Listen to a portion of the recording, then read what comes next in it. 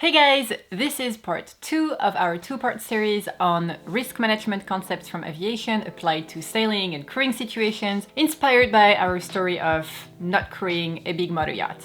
If you haven't seen part 1, click the link above my head or in the description below because this video is not gonna make a lot of sense if you start at part 2. 5 years ago, when Ryan and I were absolute sailing noobs and we were watching YouTube, we felt that while there were a lot of videos that made the sailing life look really dreamy, none of them really addressed how to make it safely. Now, every year, people like us, inspired by these videos, buy their boats and sail into the sunset. Now, I am not saying that Ryan or I are safety or risk experts, but we really want to fill that space and start discussions about it because we feel that it's a very important topic. And guys, I understand that a lot of you watch sailing YouTube because you want to see fun videos of sailing and adventures and great destinations, and if this type of video just isn't your jam, don't watch it. Hopefully by our next video we will be back to Polar Seal and we will have plenty of time to make dreamy videos of our time in the yard, keeping it real. Enjoy!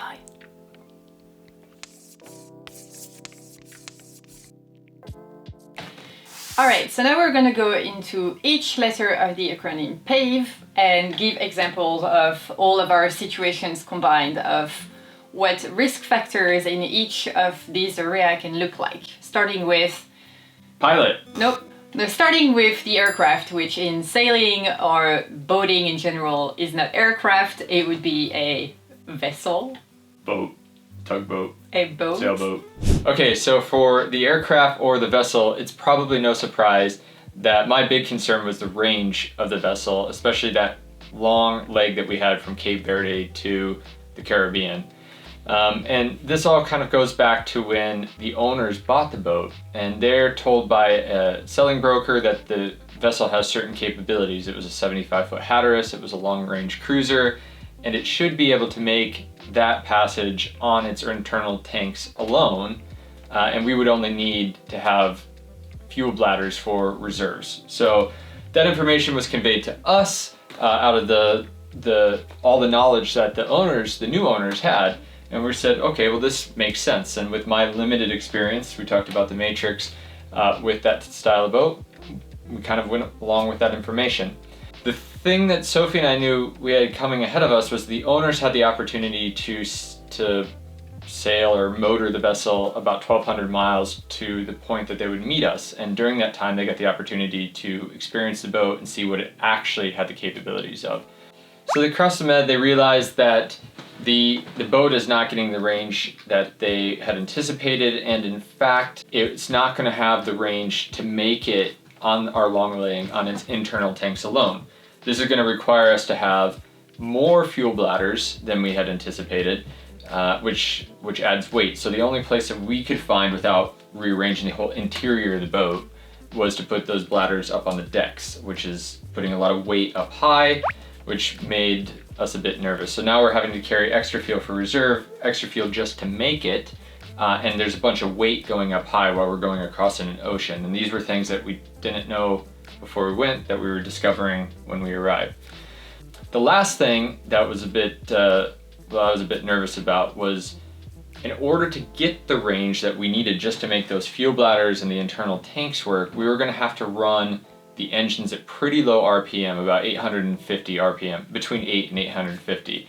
I am not an engine guru, but I know enough that diesel engines don't like to be run at low RPMs. They like to be run with a heavy load on them. It keeps the temperatures up, it keeps all the oils and lubricants moving and freely, and it makes the engine work really well, and they can last forever that way.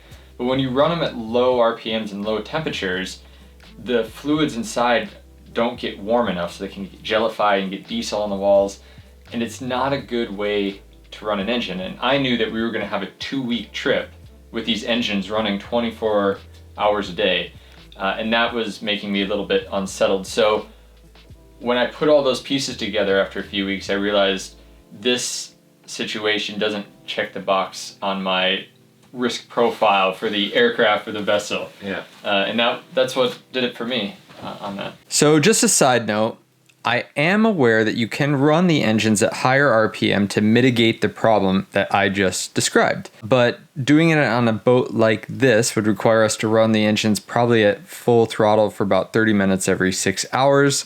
And I did a bit of back of the envelope calculation, and that was going to be a lot of fuel. So it wasn't really helping our fuel situation. So while Ryan and the owner were recalculating the fuel consumption and trying to figure out how this was going to work out, Ryan went online and did a lot of research on the boat and asked owners and users of the boat what their thought was about fuel consumption. And that's when Ryan found out that there was never a Hatteras 70 foot that had been made to be long-range cruiser. And at this point, things shifted from being a little worried about what we knew was wrong to all of the potential things that we didn't know could be wrong. Because if the owner wasn't straightforward in selling that boat and representing it, what else could be misrepresented by the seller of the boat? So what you're talking about is the mission critical element of a motor yacht. Yeah. It's engines and fuel consumption. Yeah.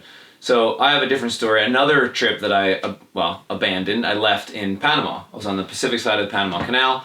This was a sailboat, another professional delivery. My dad and another professional crew were gonna go, the three of us, through the canal and up to Fort Lauderdale.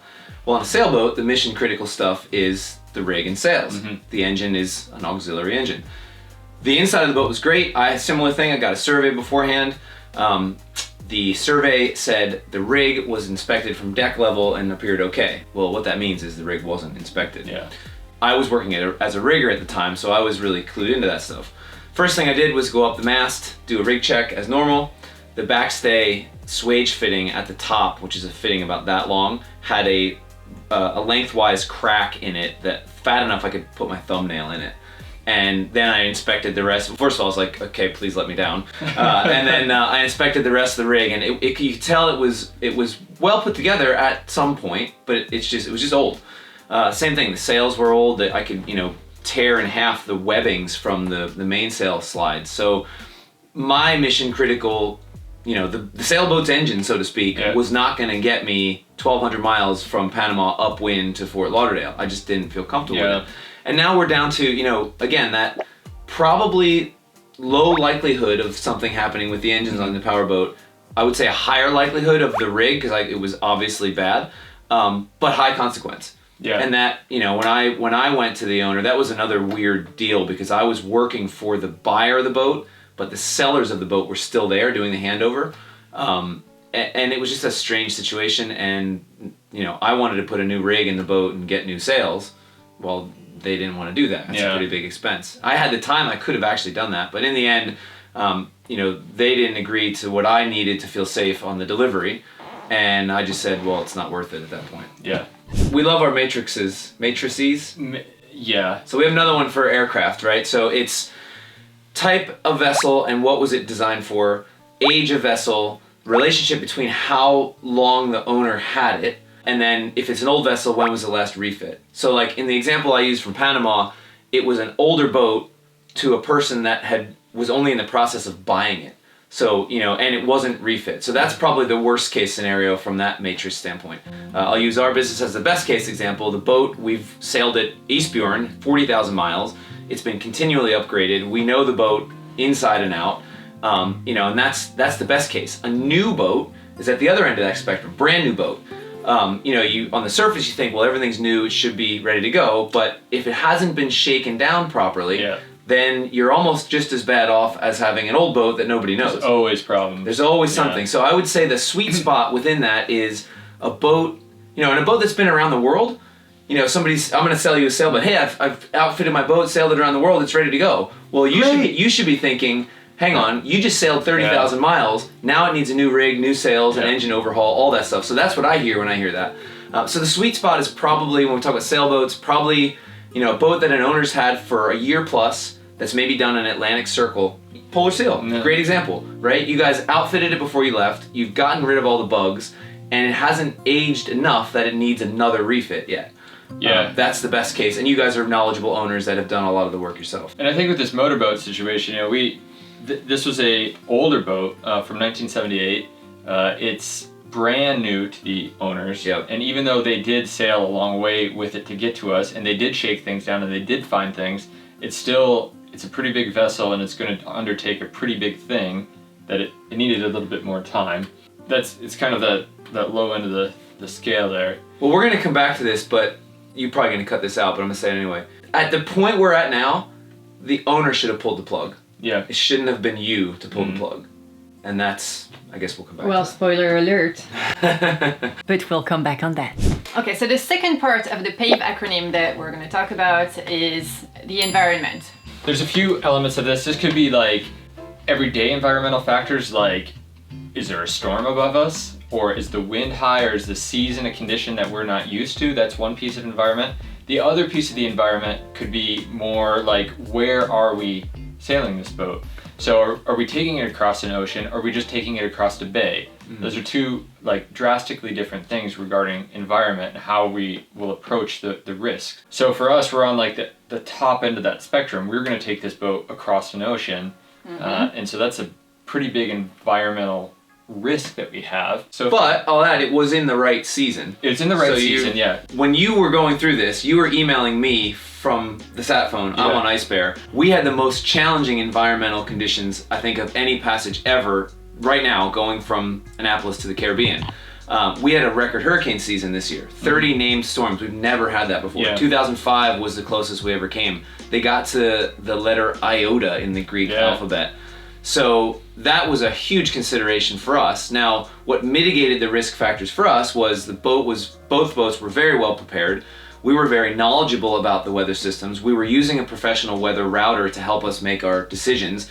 We had a bailout point in Bermuda. We actually sailed north of Bermuda, which I've never done before going to the Caribbean. So we had put in place a lot of other, places for us to get around that. But that being said, it was a very difficult year to plan a passage south because of this crazy hurricane season. Mm-hmm. All right, now to a point that was probably the most critical to us and what made the decision so hard to take. So we're going to talk about external pressures. This is probably a topic that everybody knows exists and knows when they're feeling the pressure on them and they make a bad decision, they know right away that they've done it. Like the pressure of, Ryan, why can't you get a normal job? Yeah, exactly. From your family and friends. Why do you have to continue this crazy lifestyle of yours? Ryan, when are you going to settle down, Sophie? When are you getting married? These are the external pressures of life, and they affect everything, and especially in the sailing and aviation world. So for us, we had a pretty strong external pressure, which was the fact that if Sophie and I made a decision to not go on this boat, we were going to be left in Spain, homeless, with essentially everything that we own. Plus hazmat, because Ryan had bought a lot of different boat parts in Spain, which were a lot cheaper than in Curacao, including anti-fouling, which is hazardous material. Very easy to transport. Well, you may not have said this, but this video was an external pressure. The fact that, okay, we make this decision, now we have to explain it to the people that think we're going to cross the Atlantic. The day we made the decision was the day that we launched the video saying we were going on a motorboat. Oh my god, yes, that happened. And that was on our minds, even though I don't think it really influenced a lot. It was there. Another factor. It was there. Yes. So this was the pressure for us was the fact that if we made this decision, it was going to completely disrupt our lives. We didn't know where to live. We had all of our stuff. How were we going to move our stuff? How would we get back to our boat? We knew like nothing, and all we knew was it was going to be a mess. You can always come back to the Sailor's Refugee Farm. And so that's when we established the Sailor's Refugee Farm. We're the founding members. So these are external pressures. There can be all kinds of external pressures, from financial pressures to, like living and life pressures. All right, and we're letting the first letter of the acronym for the end, the P, which is the pilot, which is the people. In risk management, in aviation, and all industries, the human element is the most important element of all, because it's what connects all of the pieces together. Without it, none of the rest would exist. So we have to take a moment and talk about it. Yes, so we're gonna remove everything personal from the situation. We're not gonna talk about people, we're gonna talk about owners and crew. We touched on it earlier in the video, but like there are times where you're gonna have friends, and those people are great as friends. And then as soon as you step on the boat, and I know Sophie, we've had other crew on our boat, and some have been, they're amazing friends and they're amazing crew. And then we have other people that step on and they're amazing friends and they're not so amazing crew. Exactly. And that piece of it, it's like, well, I don't not like you now as a friend because of this, but you just need to realize that your friends aren't always going to be amazing crew, and you may kill each other after you get off the boat. So one thing Sophie and I figured out on the motorboat trip was that we're a little bit hyper. We really like to get things done. So we have a list, get it done, move on. Whereas other people may take a little bit slower approach to things. It's not right or wrong, it's just that was a little bit of a personality difference that we had. It's funny you say that because Sean and I are exactly the same way. I sit and drink my coffee till 10 in the morning, and Sean's like working at 7, and I'm just like, chill out, man. See, I'm like that. Like 6 a.m., I will be up, like tools out, working, because for me, 10 a.m. is like lunchtime. Yeah, no, man, that's just when my day is getting started. Yeah, so it's pretty interesting. And that can be a conflict. That can just be a base of the conflict, and it just builds on top of that. It's extra conflicting because you were not hired as the captain. You're there as a crew. You were not in charge, even though your personality wants to take control of situations. But maybe I'm stealing your thunder here, but the rest of this acronym, AVE, Aircraft Environment External Pressures, if the P is taken care of, the rest should be taken care of. From a crew owner perspective, if the owner is thinking like we're talking right now, he will have already covered the aircraft, the environment, the external pressures, I guess, out of that. But like, you know, it's why people come with us. Again, they know that we've got the aircraft covered and the environment covered. So if they get along with us, then it's a match. Yeah, Andy, I mean, the other night you mentioned to me, you thought that the pilot piece, the crew piece was the most important. It was really the only, you cover that, everything else is covered. It should be covered, yeah, except maybe external pressures. It is probably easy when you've gotten information over the course of a 20 or 30 minutes video. I don't know if this video is probably going to be a part 2.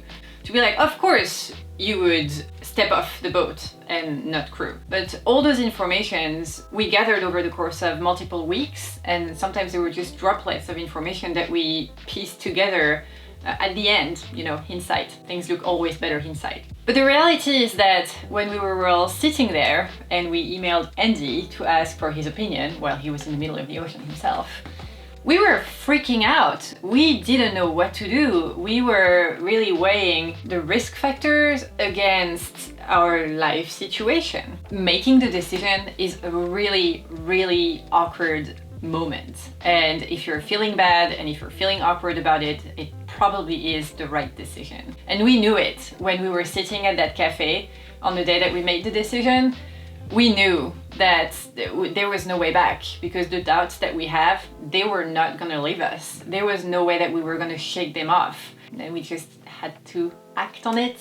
And boy, that sucked.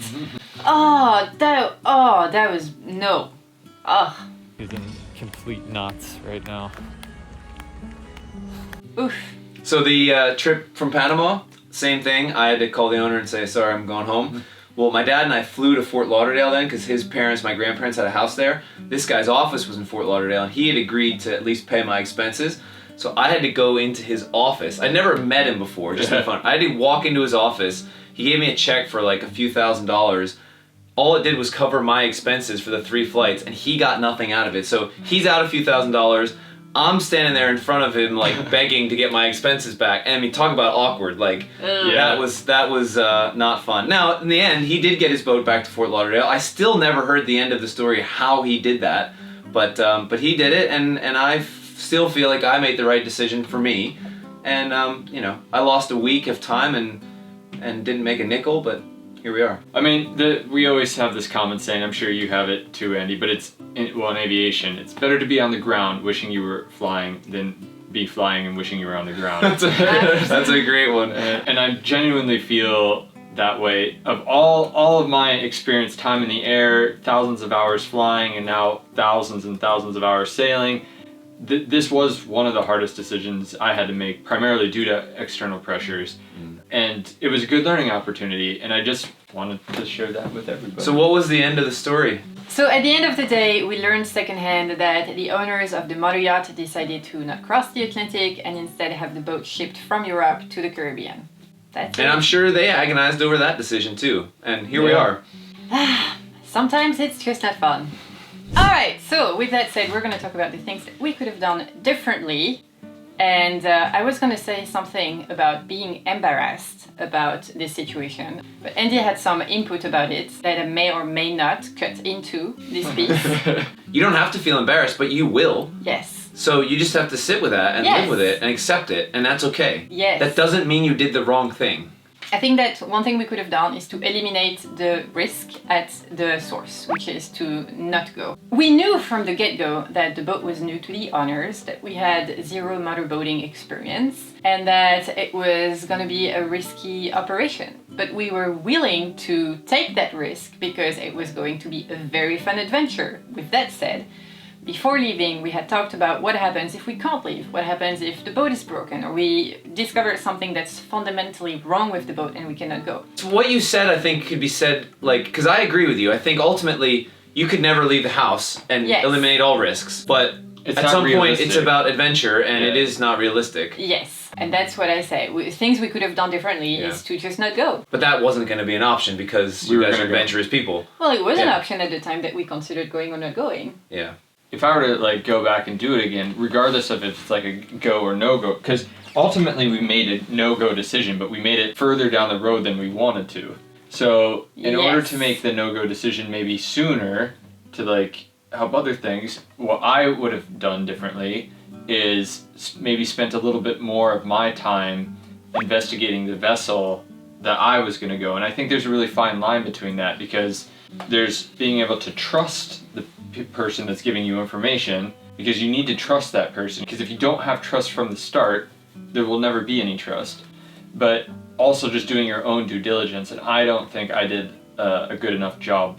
See, I would argue you didn't do enough due diligence on the person, because if you had, he would have been able to tell you about the vessel, and if he hadn't been able to tell you about the vessel, then that would have been a good answer. So I did as much due diligence on him as I think I could have done, given the fact that I was 2,000 miles away from him. You know, like we did a number of Skype calls and we had discussions and, you know, blah, blah, blah, but there's only so much information you can get on a Skype call before you can get to him. I think I did the due diligence that we invested the time in talking to these people, trying to get to know them. What I don't think I did a good job is then taking that and saying, okay, what is this Hatteras? Let me understand a little bit about motorboats, because I don't think either of you giving yourselves enough credit, because this video was not about we went on this trip and all this shit happened. This video is about, hey, we went through this process, we decided to pull the plug, and now everybody's happy and healthy and home, and the boat's being safely shipped to the Caribbean. So I actually think you guys did a lot of things right, and it's why we're not talking about you being rescued off of a boat in the middle of the Atlantic that ran out of fuel. Take some credit for the decisions you did. Like, you did more things right than wrong. The only thing you did wrong was order so much shit to Polar Steel before you knew you were going. And this is point number 2 on my little Post-it note. Make ourselves a little less dependent on the passage to transport both ourselves and our stuff. I admit that. I messed that up. You could have at least decided, okay, we're definitely going, now I'm gonna order a bunch of stuff. But to be fair to me, I did do that. I was like, we're going on this motorboat, ordered it, got there and like, we're not going on this motorboat. Next time you'll wait till you at least get there before you start ordering. And so at the end of the Post-it, which has 3 points, it says, all in all, good decisions. Well, there we are. I guess I spoiled it again.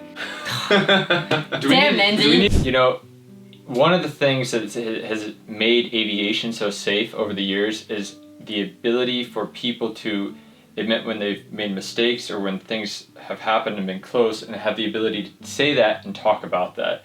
And I think that's one thing that's really lacking in the sailing community, is like how to just come out and say, this is what happened. Like, I wish we would have done it differently. It was kind of unsafe behind this. And then how can we as a community learn from that?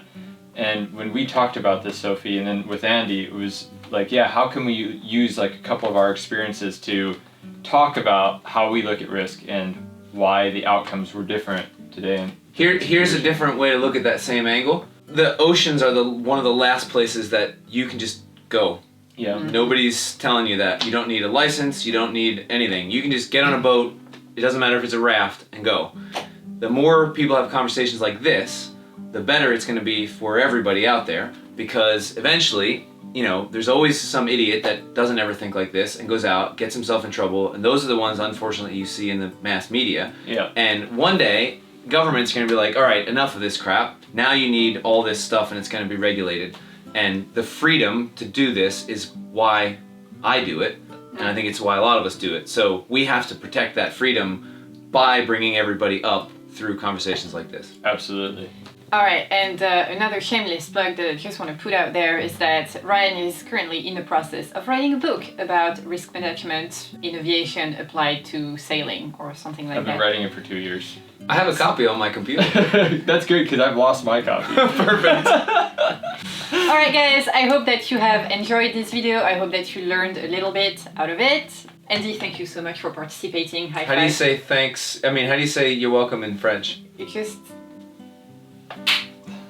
Thank You're you. welcome. Thanks for having me. Merci. If you liked this video, give it a thumbs up. Please leave us a comment with any question or experience that you want to share. Don't forget to subscribe, and if you want to support our video production, you can check out our Patreon page. And And go to the quarterdeck to talk more about this stuff with me and Ryan. Yeah, absolutely. Alright guys, thanks for watching. Bye. Say Puss bye. puss. Bye bye. Do you think this is going to be a hard video to edit? Yes. I think so. Yes, it will. It's not gonna be hard. It's Just just like- a lot of cuts. No, just like...